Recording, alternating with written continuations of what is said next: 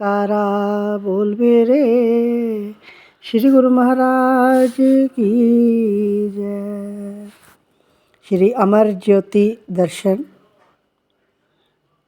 आदर्श गुरु भक्ति श्री श्री 108 श्री सतगुरुदेव महाराज जी श्री तृतीय पातशाही जी ने आपको जिस समय और जिस प्रकार की सेवा प्रदान की, आप हित चित पूर्ण श्रद्धा एवं कर्तव्यनिष्ठ बनकर पूर्ण करते गए। आपके लिए जंगल में झाड़ियों की सफाई करना, पत्थर उठाना, बाग बगीचे की संभाल, ट्रस्ट ऑफिस की सेवा करना अथवा प्रबंधक समिति में सम्मान पाना सब एक समान था। आपका लक्ष्य एक ही था। जैसे कहा है, तू दरो गुम शो विशाली यस्तो बस, तुम बाश असला कमाली यस्तो बस। ऐ जिज्ञासु, तू अपने मालिक के ध्यान में पूर्णता लीन हो जा, क्योंकि इसी का नाम योग है। तू स्वयं को मिटा दे भक्ति मार्ग में, बस यही पूर्णता है।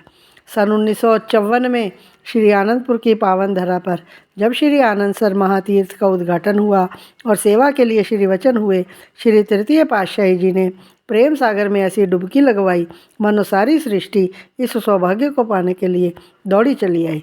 उस समय आप भी श्री आनंद सर की खुदाई और पत्थर आदि उठाने की जो सेवा श्री आज्ञा से मिली, उसे संपूर्ण करने के लिए अपनी ही धुन में चुपचाप दिन रात सेवा में लीन रहे। आप श्री आज्ञा अनुसार प्रातः समय 1 घंटा विशेष सेवा में महात्मा ध्यान सागरानंद जी के साथ अवश्य भाग लेते।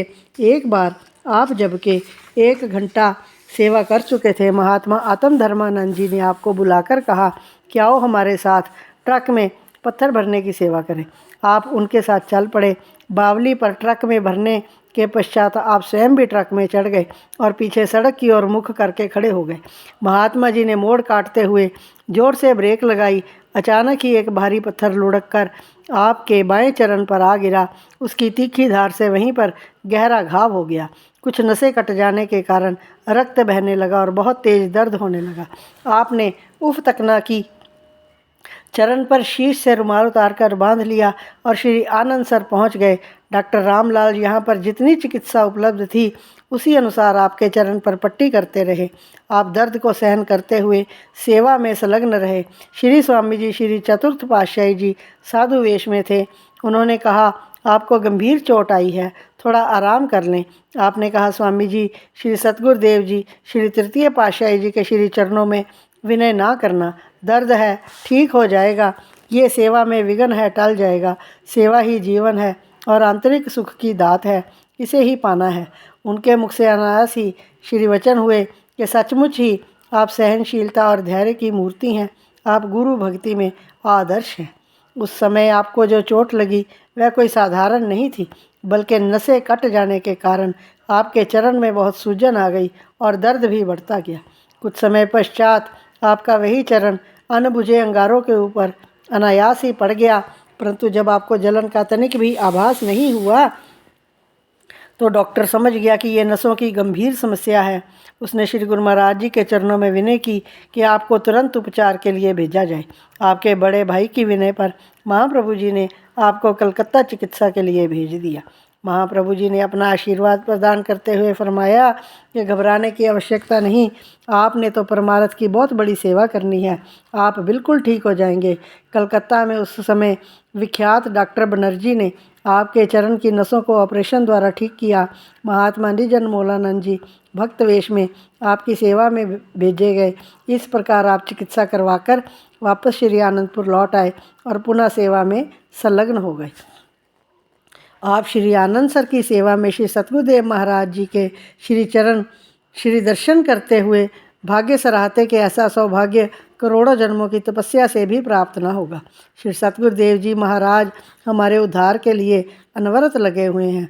मन में ऐसे विचार उठ रहे थे कि श्री गुरु महाराज जी ने श्री आनंद सर के तट पर कृपा फरमाई। ऊपर तपता सूरज अपनी प्रचंड किरणें बिखेर रहा था। आपने पास में खड़े महात्मा जी से छाता लिया और भक्त बख्शू राम जी को कहा कि श्री गुरु महाराज जी पर इससे छाया कर दो। भगत जी थोड़ा हिचकिचाने लगे। आपने फरमाया, डरो मत, अगर श्री सतगुरुदेव महाराज जी कुछ पूछे तो आप हमारा नाम ले लेना। भगत जी ने वैसा ही किया। महाप्रभु जी के द्वारा पूछे जाने पर भगत जी ने आपकी ओर संकेत कर दिया। श्री तृतीय पातशाही जी महाराज ने फरमाया कि एक दिन आएगा जब दुनिया इनके लिए छत्र झुलाएगी और ये स्वयं लाखों पर छत्र छाया करेंगे। धुरधाम से ले पैगाम इलाही, सतगुरु जग में आते हैं। गुरु भक्ति मग अति कठिन है, कुर्बान हो चल दिखलाते हैं। सेवा है अनमोल निधि, तन प्राण से बाजी लगाते हैं। गुरु आज्ञा और सर्वस्व समर्पण जीवन ध्येय बनाते हैं। बढ़ते जाएं परमार्थ पथ पर, निस्वार्थ पाठ पढ़ाते हैं।